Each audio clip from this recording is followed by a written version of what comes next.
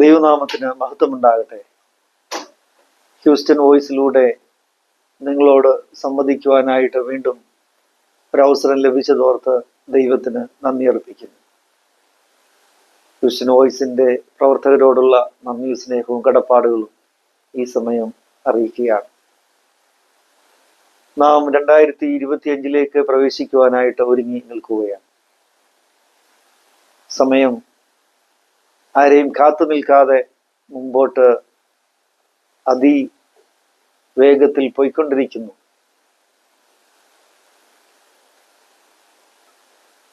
John Mathew അങ്കിളിന്റെ മനോഹരമായ ഒരു നോവലാണ് യുഗങ്ങൾ അവസാനിക്കുന്നില്ല. ഹ്യൂസ്റ്റൺ സെന്റ് തോമസ് CSI സഭയിലെ ഒരംഗമാണ് ജോൺ മാത്യു അങ്കിൾ. വളരെ നല്ല നോവലുകളും നല്ല കഥകളും അദ്ദേഹം എഴുതിയിട്ടുണ്ട്. ഏറ്റവും ഒടുവിലായി എഴുതപ്പെട്ട യുഗങ്ങൾ അവസാനിക്കുന്നില്ല എന്ന നോവലിൽ ഇപ്രകാരം ഒരു ചോദ്യമുണ്ട്: കാലം എന്തിനാണ് നീങ്ങിക്കൊണ്ടിരിക്കുന്നത്? ഇന്നാണ് സത്യം. അതിനുശേഷം അതിന് ഉത്തരം പറയുന്നത് ഇങ്ങനെയാണ്: എങ്കിലും അനേക ഇന്നുകൾ ചേരുമ്പോൾ നാം പുറകോട്ട് നോക്കേണ്ടതായിട്ട് വരും. വളരെ അർത്ഥവത്തായിട്ടുള്ള വാക്കുകളാണിത്. ഓരോ സമയവും ഓരോ കാലവും ഓരോ നിമിഷങ്ങളും നാം പിന്നിടുമ്പോൾ നാം വീണ്ടും പുറകോട്ട് നോക്കുവാനായിട്ട് അത് നമ്മെ നിർബന്ധിക്കുന്നു.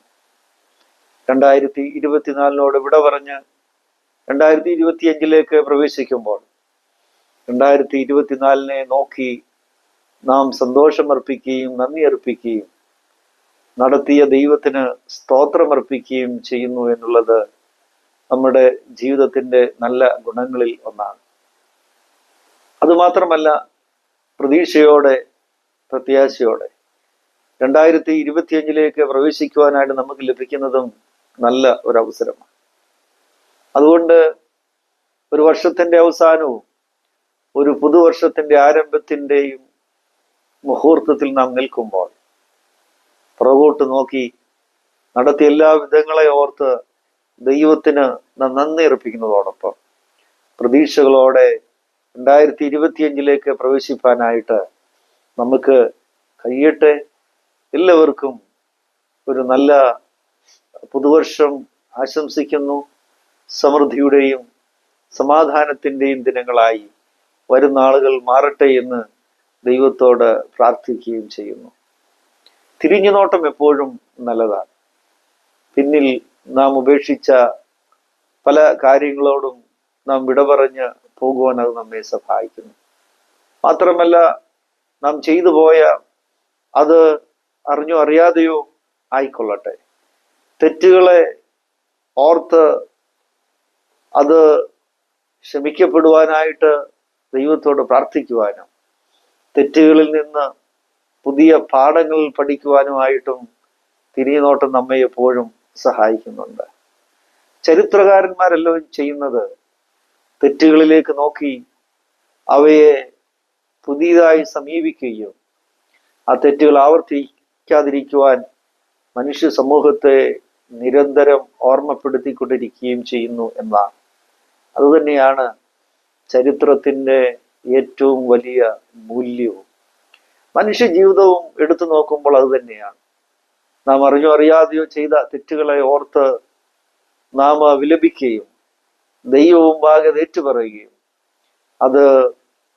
അതിൽ നിന്ന് നല്ല പാഠങ്ങൾ പഠിക്കുകയും വരും നാളുകളിൽ അത് ആവർത്തിക്കാതിരിക്കുവാൻ വേണ്ട നടപടികൾ നാം സ്വീകരിക്കുകയും ചെയ്യുവാൻ അത് നമുക്ക് അവസരം ഒരുക്കുന്നു. 2024 വളരെ സന്തോഷകരമായ അനുഭവങ്ങളായിരുന്നു. ഒപ്പം നിരാശയുടെയും ദുഃഖത്തിൻ്റെയും എല്ലാം സമ്മിശ്രമായിട്ടുള്ള അനുഭവങ്ങളും നാം പങ്കുവച്ചിട്ടുണ്ട് എന്നുള്ളത് ഒരു യാഥാർത്ഥ്യമാണ്. 2024 തുടക്കത്തിൽ നമ്മോടുകൂടെ യാത്ര ആരംഭിച്ചവർ പലരും നമ്മെ വിട്ട് കടന്നുപോയി എന്നുള്ളതും യാഥാർത്ഥ്യമാണ്. എങ്കിലും 2025 നാം പ്രവേശിക്കുമ്പോൾ പ്രതീക്ഷയോടെ പ്രവേശിപ്പാനായിട്ട് നമുക്ക് കഴിയട്ടെ. നാം ചെലവിടുന്ന ഓരോ നിമിഷങ്ങളും ഓരോ മൊമെന്റുകളും ദൈവത്തിൻ്റെ വലിയ ദാനമാണെന്ന് നാം തിരിച്ചറിയണം. ദൈവം നൽകിയ ഓരോ അവസരങ്ങളാണെന്നും തിരിച്ചറിയുവാനായിട്ട് നമുക്ക് കഴിയണം. സങ്കീർത്തനക്കാരൻ ദൈവത്തോട് ചോദിക്കുന്ന പ്രസക്തമായൊരു ചോദ്യമാണ്, ദൈവമേ, എൻ്റെ നാളുകളെ എണ്ണുവാൻ എന്നെ പഠിപ്പിക്കണമേ. ഓ Lord, teach me to count my days because each and every moment is so precious. ഓരോ നിമിഷങ്ങളും ഓരോ മണിക്കൂറുകളും നമ്മുടെ ജീവിതത്തിലെ ഏറ്റവും പ്രധാനപ്പെട്ട അനുഭവങ്ങളും നിമിഷങ്ങളുമാണ് എന്ന് സങ്കീർത്തനക്കാരൻ തിരിച്ചറിയുകയാണ്. നാം ഈ ഭൂമിയിൽ ജീവിക്കുന്ന നാളുകൾ എന്ന് പറയുന്നത് വളരെ ചുരുക്കം നിമിഷങ്ങളാണ്. അതുകൊണ്ട് ദൈവം തരുന്ന നിമിഷങ്ങളും അവസരങ്ങളും ദൈവഹിതത്തിനും ദൈവം ഏൽപ്പിക്കുന്ന ഉത്തരവാദിത്വങ്ങളും നിറവേറ്റുവാനും നാം ഉപയോഗിക്കുന്നു എങ്കിൽ നമ്മുടെ ജീവിതം വളരെ സാർത്ഥകവും അനുഗ്രഹകരവുമായി തീരും എന്നുള്ളത് വിലയേറിയൊരു സത്യവും യാഥാർത്ഥ്യവുമാണ് എന്ന് ഞാൻ ആദ്യമേ തന്നെ പറഞ്ഞു വയ്ക്കട്ടെ. അതുകൊണ്ട് നമുക്ക് ലഭിക്കുന്ന അവസരങ്ങളെയും നിമിഷങ്ങളെയും ഓർത്ത് ദൈവത്തിന് നന്ദി കരയറ്റുവാനായിട്ട് നമുക്ക് സാധിക്കണം. അതുകൊണ്ട് തിരിഞ്ഞു നോട്ടം എപ്പോഴും ഒരു കറക്റ്റീവ് മെഷേഴ്സ് എടുക്കുവാൻ നമ്മെ സഹായിക്കുന്നു എന്നും നാം തിരിച്ചറിയേണ്ടത് ആവശ്യമാണ്. അതോടൊപ്പം തന്നെ പ്രതീക്ഷകളോടെ പുതിയ വത്സരത്തിലേക്ക് പ്രവേശിപ്പാൻ അത് നമുക്ക് ശക്തിയും ഊർജവും നൽകുന്നു എന്നുള്ളതാണ്. എന്താണ് ഭാവിയിൽ സംഭവിക്കുവാനായിട്ടിരിക്കുന്നത് നമുക്ക് ആർക്കും അറിയത്തില്ല. നാം മുമ്പോട്ട് നോക്കുമ്പോൾ വളരെ അവ്യക്തമായിട്ടുള്ള ഒരു നിമിഷങ്ങളും കാലങ്ങളും അവസരങ്ങളുമാണ് നമ്മെ കാത്തിരിക്കുന്നത്. വളരെ ഭയപ്പെടുത്തുന്ന ഒരു ചുറ്റുപാടുകളും നിലനിൽക്കുന്നു എന്നുള്ളത് യാഥാർത്ഥ്യമാണ്. യുദ്ധങ്ങളുടെയും അതേപോലെ തന്നെ വളരെ നമ്മെ ഭയപ്പെടുന്ന മനുഷ്യന്റെ നിലവാര തകർച്ചയും ജീവിതത്തിൻ്റെ എല്ലാ മേഖലകളിലും സംഭവിക്കുന്ന മാറ്റങ്ങളും ജീവിതത്തിൻ്റെ എല്ലാ മേഖലകളിലും സംഭവിക്കുന്ന തിരിച്ചടികളും ഇതെല്ലാം നമ്മെ എപ്പോഴും ഭയപ്പെടുത്തിക്കൊണ്ടിരിക്കുകയാണ്. അതുകൊണ്ട് നാളെ എന്ത് ഭവിക്കും എന്നുള്ള വലിയ ഒരാശങ്കയോടെ വലിയ ഒരു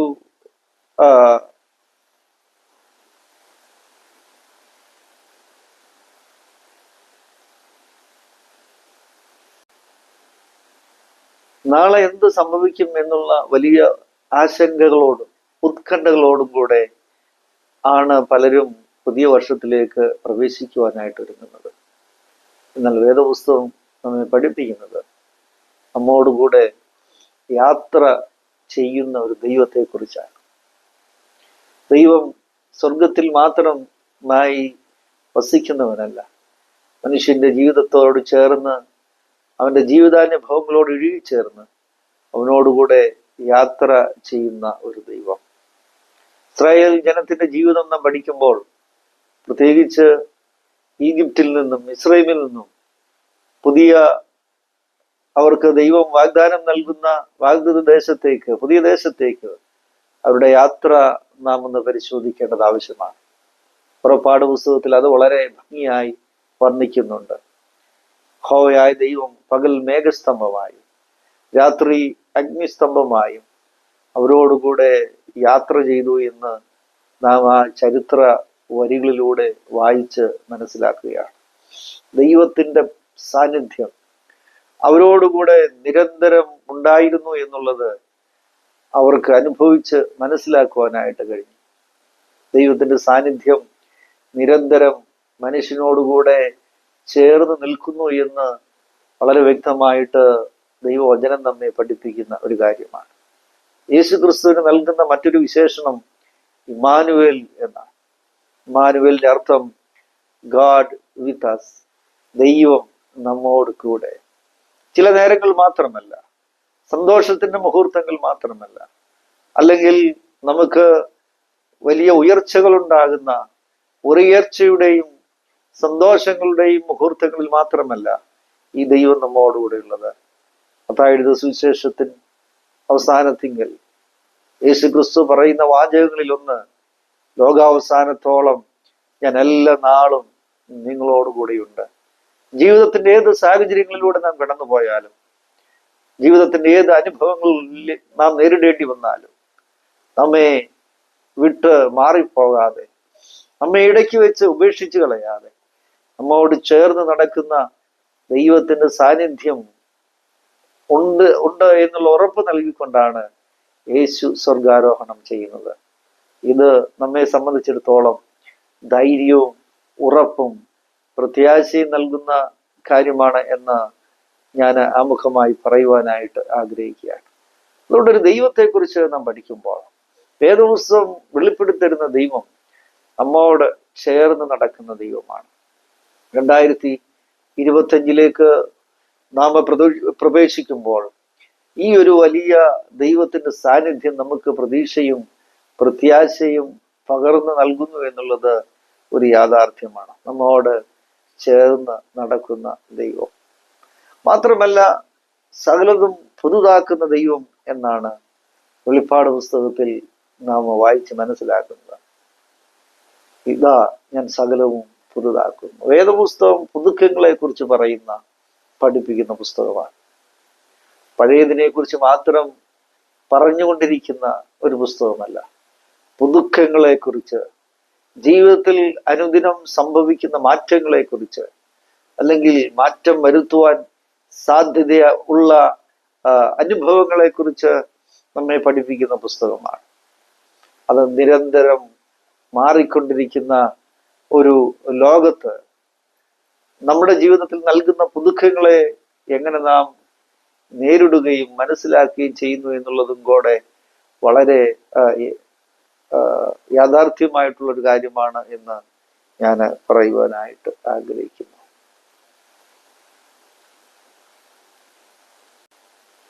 രണ്ടായിരത്തി 2025 നാം പ്രവേശിക്കുവാനായിട്ട് ഒരുങ്ങുമ്പോൾ നമ്മോട് ചേർന്ന് നടക്കുന്ന ഒരു ദൈവം ഉണ്ട് എന്നുള്ള വിശ്വാസം നമുക്ക് ധൈര്യവും പ്രത്യാശയും ഉറപ്പും നൽകുന്ന വലിയൊരു കാര്യമാണ്. അതുകൊണ്ട് ആ ദൈവത്തിൽ ആശ്രയിച്ചുകൊണ്ട് മുമ്പോട്ട് ജീവിപ്പാൻ നമുക്ക് കഴിയട്ടെ എന്ന് ഞാൻ പ്രാർത്ഥിക്കുകയും ആശംസിക്കുകയും ചെയ്യുകയാണ്.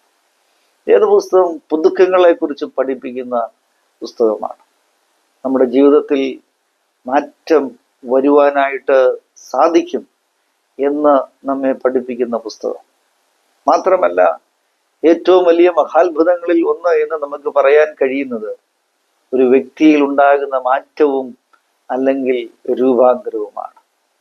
വേദപുസ്തകം നമ്മെ രൂപാന്തരപ്പെടുത്തുന്ന ഒരു പുസ്തകമായിട്ടാണ് നാം മനസ്സിലാക്കുകയും അതിലൂടെ മാറ്റം നാം അനുഭവിക്കുകയും ചെയ്തുകൊണ്ടിരിക്കുന്നത്. അതുകൊണ്ട് വേദപുസ്തകത്തെ കുറിച്ച് പറയുന്നത് ജീവിക്കുന്ന വചനം എന്നാണ്, ലിവിങ് വേർഡ്. നാം അത് വായിക്കുമ്പോൾ, നാം അത് ധ്യാനിക്കുമ്പോൾ, നാം അത് വ്യക്തി ജീവിതത്തിൽ അത് ഉപയോഗിക്കുമ്പോൾ അത് നമ്മിൽ പരിവർത്തനവും മാറ്റവും പുതുക്കവും കൊണ്ടുവരുന്നു. അപ്പോൾ ഓരോ ദിവസവും മനസ്സ് പുതുക്കി രൂപാന്തരപ്പെടുന്ന റിന്യൂ ചെയ്യപ്പെടുന്ന ഒരു അനുഭവം നമ്മുടെ ജീവിതങ്ങളിൽ ഉണ്ടാകേണ്ടത് ആവശ്യമാണ്. ഞാൻ ഓർപ്പിച്ചതുപോലെ ക്രിസ്തുമതം നമ്മെ പഠിപ്പിക്കുന്നത് പുതുക്കത്തിന്റെ അനുഭവമാണ്. വേദപുസ്തകത്തിലൂടെ നാം മനസ്സിലാക്കുന്നതും ഈ പുതുക്കത്തെ കുറിച്ചാണ്. ഞാൻ നിങ്ങൾക്ക് പുതിയൊരു ഹൃദയം തരും, ഞാൻ നിങ്ങൾക്ക് പുതിയൊരു ജീവിതം നൽകും, ഞാൻ നിങ്ങൾക്ക് പുതിയൊരു പാട്ട് നൽകും, ഞാൻ നിങ്ങൾക്ക് പുതിയൊരു പേര് നൽകും, ഞാൻ നിങ്ങളെ പുതിയൊരു സ്ഥലത്തേക്ക് നയിക്കും, അല്ലെങ്കിൽ പച്ച പുൽപ്പുറങ്ങളിലേക്ക് നയിക്കും. അങ്ങനെ പുതുമയെക്കുറിച്ച് നിരന്തരം നമ്മോട് സമ്മതിച്ചു കൊണ്ടിരിക്കുന്ന ഒരു വിശ്വാസമാണ് ക്രിസ്തീയ വിശ്വാസം. അത് ബൈബിളിലൂടെ നാം വായിച്ച് മനസ്സിലാക്കുകയും ആർജിച്ചെടുക്കുകയും ചെയ്യുന്ന ഒരു സത്യമാണ് എന്ന് ഞാൻ പറയട്ടെ. അതുകൊണ്ട് 2025 ഈ ഒരു തുടക്കത്തിൽ തന്നെ ഈ പുതുമ ജീവിതത്തിൽ അനുഭവിക്കുവാനായിട്ട് നമുക്ക് കഴിയേണ്ടത് ആവശ്യമാണ്. ലോകത്തിലേക്ക് നോക്കുമ്പോൾ അനേക ജീവിതങ്ങൾ വളരെ നിരാശയോടെ ജീവിതത്തിൽ ഒരു മാറ്റം കൊണ്ടുവരുവാനായിട്ട് ആഗ്രഹിച്ച് പരാജയപ്പെട്ടവരെ നമുക്ക് കാണുവാനായിട്ട് കഴിയും.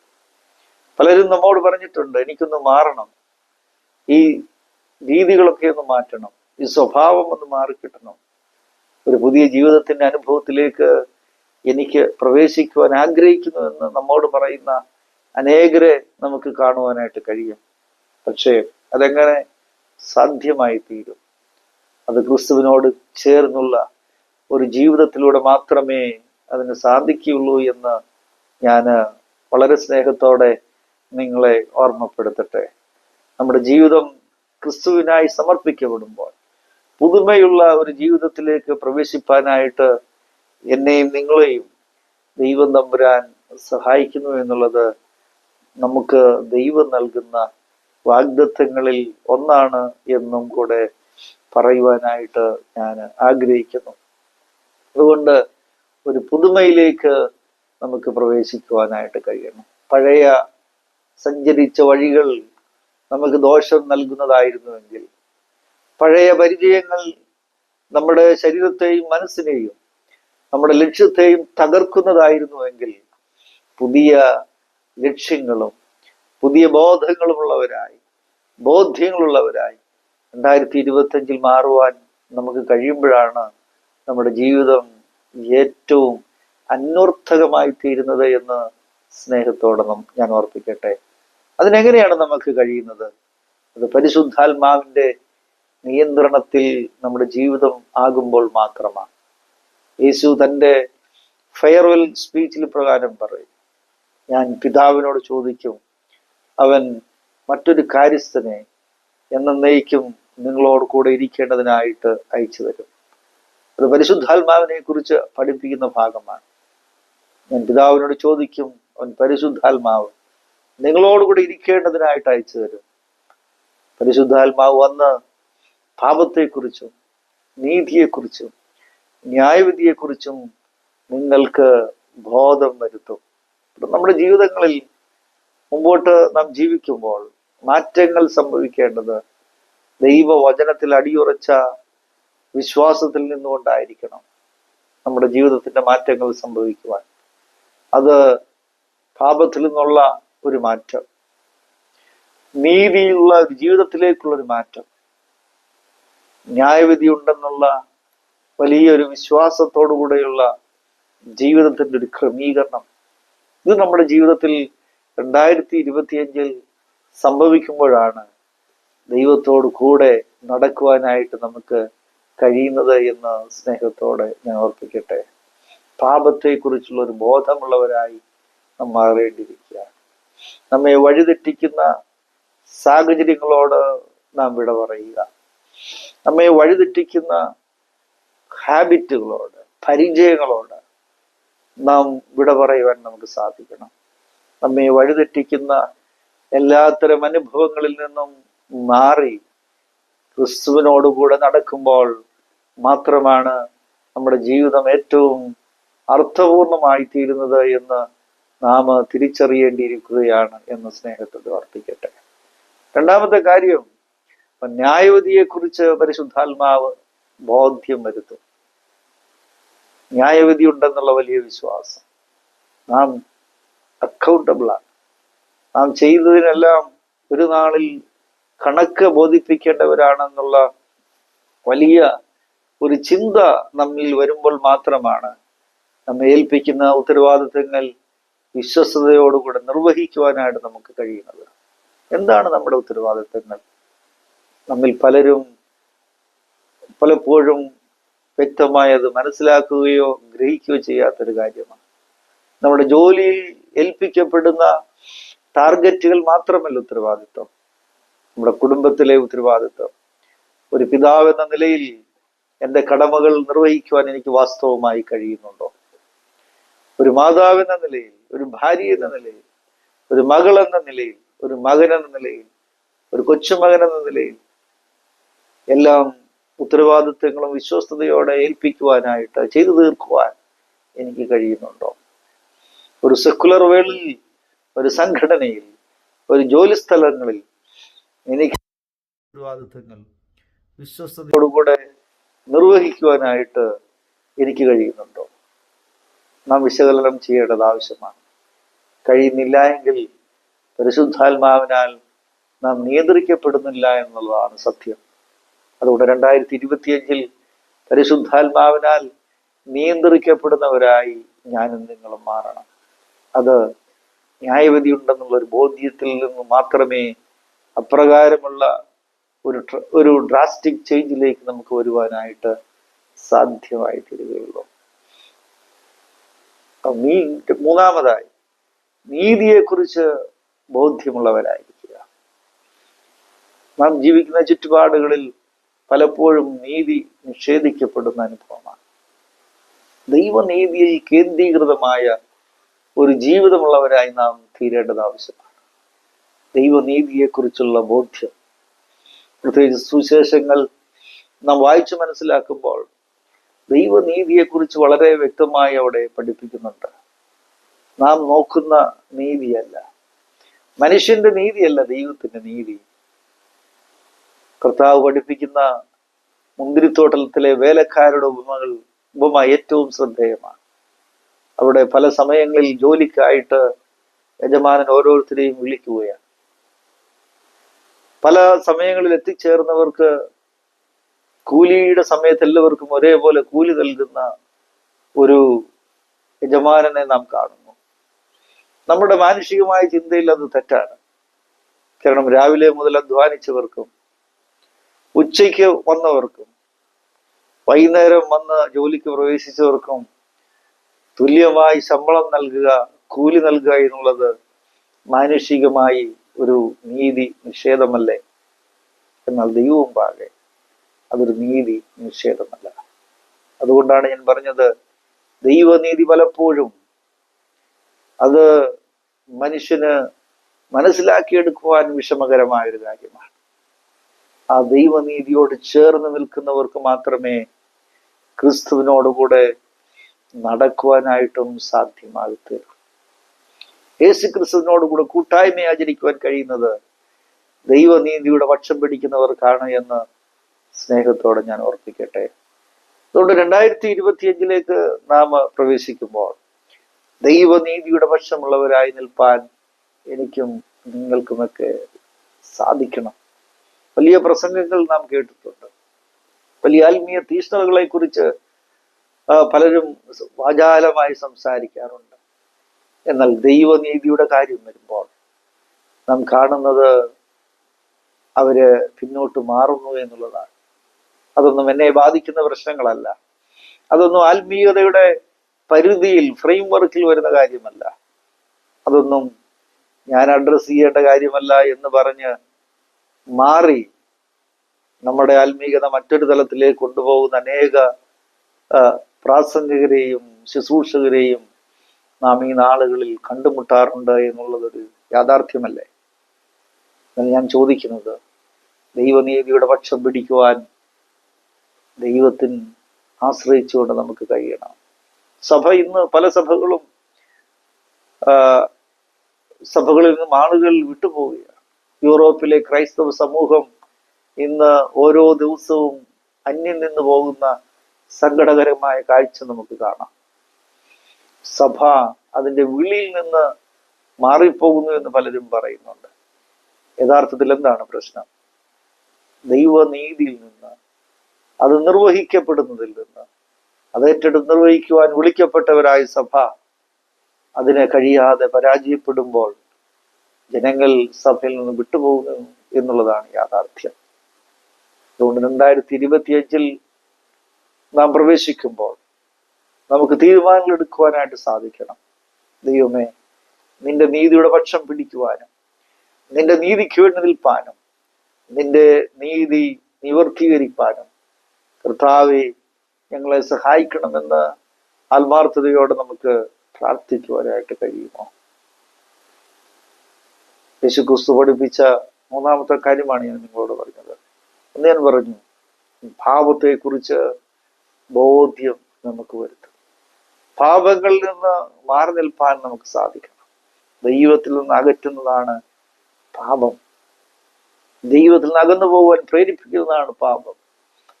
അല്ലെങ്കിൽ അത് ചെയ്യുന്നത് മൂലം നാം ദൈവത്തിൽ നിന്ന് അകന്ന് മാറിപ്പോകുന്നു. അതുകൊണ്ട് 2025 അങ്ങനെയുള്ള സാഹചര്യങ്ങളെയും അങ്ങനെയുള്ള പ്രവർത്തനങ്ങളിൽ നിന്നും മാറി നിൽപ്പാൻ നമുക്ക് സാധിക്കണം.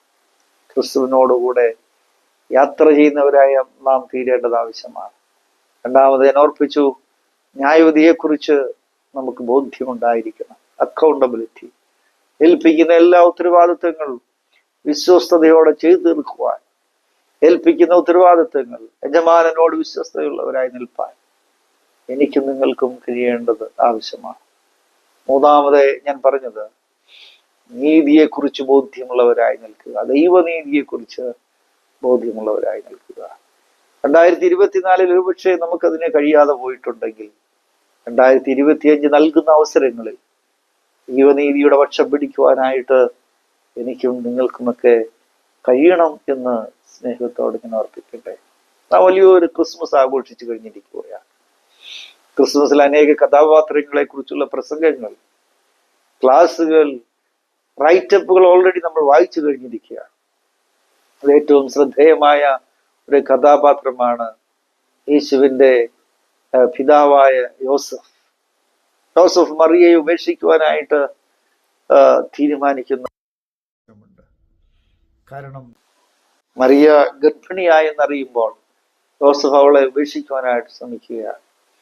എന്നാൽ ദൈവം തന്റെ ദൂതനെ അയച്ച് യോസഫിനെ ധൈര്യപ്പെടുത്തി. അവളെ ചേർത്തുകൊള്ളുവാൻ നീ ഭയപ്പെടേണ്ട കാര്യമില്ല. യോസഫ് ഉറച്ചൊരു തീരുമാനമെടുക്കുകയാണ്. അവരുടെ യഹൂദ നിയമപ്രകാരവും മോശയുടെ ന്യായപ്രമാണപ്രകാരവും മറിയയെ കല്ലെറിഞ്ഞ് കൊല്ലുവാൻ വരെ, അതിന് നേതൃത്വം കൊടുപ്പാൻ വരെ യോസഫിന് അധികാരമുണ്ട്. എന്നാൽ യോസഫ് ദൈവനീതിയുടെ പക്ഷം പിടിക്കുകയാണ്. മറിയയെ തന്നോട് ചേർത്ത് നിർത്തി. ഒരു കുടുംബത്തിന്റെ നാഥരായ യോസഫ് മാറുമ്പോൾ ഭൂമിയിലെ യേശുവിൻ്റെ പിതാവായ യോസഫ് മാറ്റപ്പെടുന്നു എന്നുള്ളത് വലിയ ഒരു പാഠം നമ്മെ പഠിപ്പിക്കുന്നുണ്ട്. ഇത് നൽകുന്ന വലിയൊരു പാഠം, ദൈവത്തിന്റെ നീതിയോട് ചേർന്ന് നിൽപ്പാൻ നമുക്ക് സാധിക്കണം. അതൊരു പക്ഷേ മനുഷ്യ നീതിയുമായിട്ട് തുലനം ചെയ്യുമ്പോൾ വ്യത്യസ്തതയുള്ളതായിരിക്കാം. എങ്കിലും ദൈവ നീതി അത് ജീവന്റെ പക്ഷം പിടിക്കുന്നവരാണ്, അത് ജീവനോട് ചേർത്ത് നിർത്തുന്നവരാണ്. തീർച്ചയായിട്ടും നമുക്കതിനെ ഈ 2025 കഴിയട്ടെ എന്ന് ഞാൻ ആത്മാർത്ഥമായി പ്രാർത്ഥിക്കുകയും ആശംസിക്കുകയും ചെയ്യുന്നു. ഇവിടെ ഒരു ചോദ്യം, എങ്ങനെ ഇതൊക്കെ സാധ്യമായി തീരും? എങ്ങനെ ഈ ദൈവ സാന്നിധ്യം ജീവിതത്തിൽ അനുഭവിക്കുവാനായിട്ട് കഴിയും? 1-2 കാര്യങ്ങൾ പ്രായോഗികമായി പറയുവാൻ ഞാൻ ആഗ്രഹിക്കുന്നു. Start with the word of God. ദൈവവചനത്തോടുകൂടെ ഓരോ ദിനവും ആരംഭിക്കാൻ നമുക്ക് സാധിക്കും. രാവിലെ ദൈവവചനം വായിക്കുവാനും അത് ധ്യാനിക്കുവാനും പ്രാർത്ഥിക്കുവാനും, അതിനുശേഷം നമ്മുടെ ജോലികളിലേക്ക് പ്രവേശിപ്പാൻ നമുക്ക് കഴിയുന്നുവെങ്കിൽ അത് ആത്മീയമായ ഔന്നത്യത്തിലേക്ക് എന്നെയും നിങ്ങളെയും നയിക്കും എന്നുള്ളത് സത്യമാണ്. അതുകൊണ്ട് 2025 നമുക്കൊരു തീരുമാനമെടുക്കുവാനായിട്ട് സാധിക്കണം. I should start my day with the word of God. എൻ്റെ ദിനം ഞാൻ ദൈവത്തോടു കൂടെ ആരംഭിക്കും. Each day I will begin with the word of God. ഓരോ ദിനവും ദൈവത്തോടു കൂടെ ആരംഭിക്കുവാനായിട്ട് കഴിയണം. പ്രാർത്ഥനയോടെ നമുക്കതിന് കഴിയുന്നുവെങ്കിൽ, ഞാൻ ഓർപ്പിച്ചതുപോലെ പരിശുദ്ധാത്മാവിൻ്റെ പൂർണ്ണമായ നിയന്ത്രണത്തിൽ നമ്മുടെ ജീവിതം ഏർപ്പെടുകയും പരിശുദ്ധാത്മാവ് നമ്മെ ലക്ഷ്യ സ്ഥാനത്തേക്ക് നയിക്കുകയും ചെയ്യും എന്നുള്ളത് ഒരു വലിയ യാഥാർത്ഥ്യമാണ്, അനുഭവമായി നിങ്ങളുടെ ജീവിതത്തിൽ തീരും എന്ന് സ്നേഹത്തോടെ ഞാൻ ഓർപ്പിക്കട്ടെ. അതുകൊണ്ട് പുതിയതിലേക്ക് മാറുവാൻ നമുക്ക് കഴിയണം. പഴയതിനെ ഉപേക്ഷിച്ച് പുതിയതിലേക്ക് മാറണം. ഒരുവൻ ക്രിസ്തുവിലായാൽ അവൻ പുതിയ സൃഷ്ടിയാണ്. മാറ്റങ്ങൾ എപ്പോഴും സാധ്യമാണ് എന്ന് ഈ ലോകം നമ്മെ പഠിപ്പിക്കുക. കഴിഞ്ഞ 10 വർഷങ്ങൾക്ക് മുമ്പ് നാം ജീവിച്ചു പോകുന്ന സാഹചര്യങ്ങളിലല്ല നാം ഇന്ന് ജീവിക്കുന്നത്. നാം ഉപയോഗിച്ചിരുന്ന ഒരു വസ്തുക്കളും നാം ഇപ്പോൾ ഉപയോഗിക്കേണ്ടി വരുന്നില്ല. പുതിയ ടെക്നോളജി, പുതിയ ഇലക്ട്രോണിക് ഗാഡ്ജറ്റ്സുകൾ, ഡിവൈസസുകൾ ഓരോ ദിനവും നാം മാറി മാറി ഉപയോഗിച്ചുകൊണ്ടിരിക്കുകയാണ്. അങ്ങനെ നമ്മുടെ ചുറ്റുപാടുകൾ മാറുമ്പോൾ നമുക്കും ദൈവ വചനത്തിൽ അടിയുറച്ചുകൊണ്ട് മാറുവാനായിട്ട് കഴിയണം. ചുറ്റുപാടുകൾക്കനുസരിച്ച് മാറുന്നതിനെ കുറിച്ചല്ല ഞാൻ പറയുന്നത്. ജീവിതത്തിൽ ഓരോ ദിവസവും നമ്മുടെ മനസ്സുബുദ്ധിക്ക് രൂപാന്തരപ്പെട്ട് ദൈവത്തോട് ചേർന്ന് നടക്കുന്ന ഒരു സമൂഹമായി, വ്യക്തിയായി നാം മാറുക എന്നുള്ളതാണ് ഞാൻ ആഗ്രഹിക്കുകയും ഞാൻ ഈ ദൈവവചന സൂക്ഷ കൊണ്ട് ഉദ്ദേശിക്കുകയും ചെയ്യുന്നത്. അതുകൊണ്ട് പൗലോസ് പറയുന്നത് പോലെ ഓരോ ദിനവും മനസ്സുബുദ്ധിക്ക് രൂപാന്തരപ്പെട്ട് പുതുക്കത്തോടുകൂടെ ദൈവത്തോടുകൂടെ യാത്ര ചെയ്യുന്നവരായി തീരുവാനായിട്ട് എനിക്കും നിങ്ങൾക്കൊക്കെ കഴിയട്ടെ എന്ന് ഞാൻ പ്രാർത്ഥിക്കുന്നു. 2025 അത് നൽകുന്ന അവസരങ്ങൾ, അത് നൽകുന്ന അനുഭവങ്ങൾ അപ്രകാരം പ്രാർത്ഥനയോടെ വിനിയോഗിക്കുവാനായിട്ട് നിങ്ങൾക്ക് കഴിയട്ടെ എന്ന് ആശംസിക്കുകയും പ്രാർത്ഥിക്കുകയും ചെയ്യുന്നു. ഏവർക്കും സൗഭാഗ്യകരമായ ഒരു പുതുവത്സരം നേർന്നുകൊണ്ട് എൻ്റെ വാക്കുകൾ ഉപസംഹരിക്കുന്നു. ദൈവം നമ്മെ ഏവരെയും അനുഗ്രഹിക്കുമാറാകട്ടെ.